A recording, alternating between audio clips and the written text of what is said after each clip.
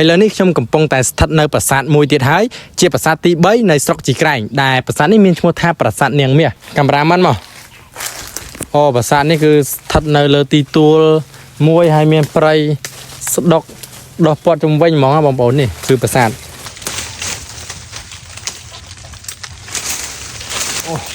បងប្អូនដោយសារតែខ្ញុំចង់ឲ្យបងប្អូនឃើញនៅប្រាង្គប្រាសាទដែលវានេះអញ្ចឹងណាសពេជ្រយើងឃើញសសរពេជ្រនៅច្បាស់ល្អចូលកាមេរ៉ានេះសសរពេជ្របងប្អូននៅមួយដុំតែម្ដងណាបាទឥឡូវយើងមកចូលក្នុងដប់ព្រៃដើម្បីមើលដុំថ្មដែលកប់នឹងដីក៏ដូចជាប្រាង្គប្រាសាទដែលបានកប់ណាបងប្អូននេះបងប្អូនដុំថ្មមួយដុំនៅក្នុងប្រាសាទនេះយុយបលាមុតដីជំរាបសួរសួស្តីបងប្អូនទាំងអស់គ្នាស្វាគមន៍មកកាន់វីដេអូថ្មីជាមួយខ្ញុំវណ្ណិតក្រោមប្រធានបទទេសចរបែបប្រវត្តិសាស្ត្រឥឡូវនេះខ្ញុំកំពុងតែស្ថិតនៅប្រាសាទមួយទៀតហើយជាប្រាសាទទី3នៃស្រុកជីក្រែងដែលប្រាសាទនេះមានឈ្មោះថាប្រាសាទនាងមាសមកបងប្អូនខ្ញុំនឹងនាំបងប្អូនទាំងអស់គ្នាទៅមើលប្រាសាទនាងមាសបងប្អូននេះផ្លូវច្រោះ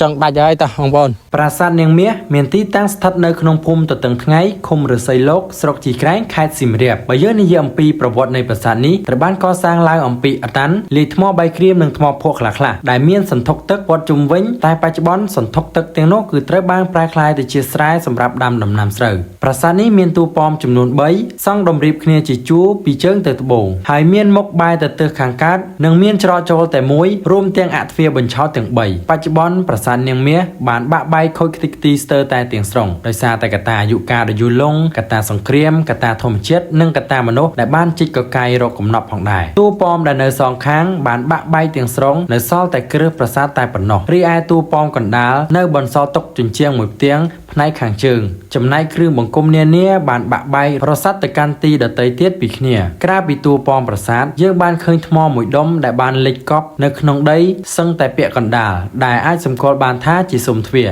នៅក្បែរស៊ុំទ្វារគឺឃើញមានជើងទម្រមួយដែលបានបាក់បែកក្រៅពីនេះបានឃើញសសរពេជ្រមួយកំណាត់ផងដែរនៅទិសខាងកើតយើងឃើញផ្តែរមួយផ្ទាំងដែលបានលិចក្នុងដីស្ទើរតែទាំងស្រុងយើងមិនដឹងទេថាប្រាសាទនេះមានឈ្មោះដើមថាអ្វីនោះទេតែគេហៅថាប្រាសាទនាងមាសដោយសារតែមានអ្នកតាមួយមានឈ្មោះនាងមាសដូច្នេះទើបគេហៅឈ្មោះប្រាសាទនាងមាសតាមឈ្មោះរបស់អ្នកតានោះតែម្ដងយើងពុំដឹងប្រកាសថាប្រាសាទនេះត្រូវបានកសាងឡើងនៅក្នុងឆ្នាំណានិងក្នុងរជ្ជកាលនៃស្ដេចអង្គណានោះទេអ្នកសិក្សាស្រាវជ្រាវខ្លះបាននិយាយថាប្រាសាទនេះប្រហែលជាបានកសាងឡើងក្នុងរាជ្យរបស់ព្រះបាទរាជេន្ទ្រវរ្ម័នទី2ពាក់កណ្ដាលសតវត្សទី10ឬក្នុងរាជ្យព្រះបាទសូរ្យវរ្ម័នទី1នៅដើមសតវត្សទី11ដើម្បីឧទ្ទិសថ្វាយដល់ព្រហ្មញ្ញសាសនា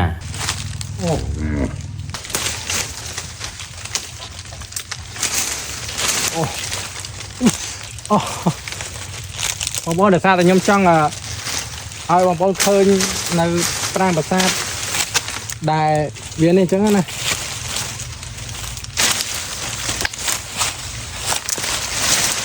ហើយនេះ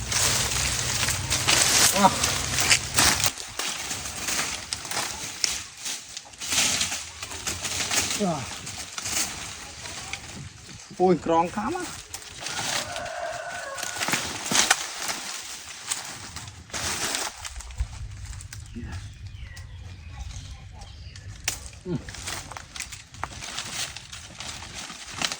នេះបងប្អូនគឺជាប្រាសាទ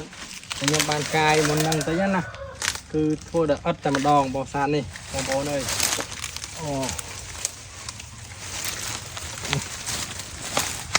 បាទស្អាតខ្លាំងមែនតើប៉ុន្តែកប់នៅក្នុងព្រៃស្ដុកតែម្ដងបាទនេះជាទីតាំងប្រាសាទនៅខាងក្រោយខ្ញុំគឺថាព្រៃចិត្តអស់ហើយបងប្អូនអើយហើយនៅទីតាំងនេះគឺព័ទ្ធជុំវិញទៅដោយវាស្រែចកាចន្ទីហើយមានគោមានអីចឹងណាគឺមកទេសភាពបែបវាស្រែតែម្ដងបងប្អូននេះអ្វីដែលខ្ញុំចង់បង្ហាញនៅក្នុងវីដេអូនេះគឺចង់បង្ហាញនៅទីតាំងប្រាសាទដែលលាក់ខ្លួននៅជ្រៅមែនតើហើយប្រាសាទដែលសឹងតែមិនសូវមានអ្នកស្គាល់ណាបងប្អូនអត់មានអ្នកណាគេឬក៏អ្នកភូមិឬក៏ខាងអាជ្ញាធរគាត់មកការឬក៏ធ្វើកំណាយអីទេដោយសារតែប្រាសាទហ្នឹងគឺនៅជ្រៅហើយ cọp đầy khang chẳng bờ sân thì dương thôi ca cầm nái có miền ca đua lùmกันแต่คลางchẳng tới có cái tộc này chẳng là bóng phổ mà ta vậy dương có từng cóคือปลายในปลายเวียดตกจานจังเมื่อเป็นเตยภาษาเตยจังเตยวิดโอยมคือเมียนแต่ปนังเตยบองปอนก่อนแต่จองบางฮันในที่ตั้งภาษาคลาในครั้งสองที่กลางจูนบองปอนถึงออกเนี้ยดับใบตัวสนาดับใบดังจังนั้นนะบาทบองปอนถึงออกเนี้ยสำหรับวิดีโอในภาษาเนียงเมียนนี่คือตระบาเหมือนจอบหายโดยเดี๋ยวบองปอนถึงออกเนี้ยมันตัวสนาในครั้งวิดีโอนี่จังคือภาษานี้คือเมียนปลายปอดจุ่มวิญให้ดอกแต่มาดองให้ก่อนมันเซอร์มินเนสกอร์ได้ซึ่งคำทาประตูปีบ้านเมื่อวิดีโอมินี้บองปอนนังเนี่ยอะไรก็จะจัดซองเพลงแอดเวนเจอร์ดาวเล็กของเพลย์ไอ้อาจเจอมาตัวสนาในภาษาในบ้านหายภาษานั่นคือเพลย์ยังชีมาคือเมียนเวียสไลเมียนไอจังนั้นอะไรซาตเวียนในเรียงเชิญได้วิ่งกรองคำวิ่งเจอบองปอนเลยจังเมียนแต่ปนังเต้ภาษาชีวิตโอมินี้เมียนกลุ่มฮอกคอชกองโดยประการนำมุ้ยสำคัญแต่ไพโตปีบองปอนถึงออกเนี่ยพ้องจุดเรียบเรียจุดนี้ในวิดีโอเรา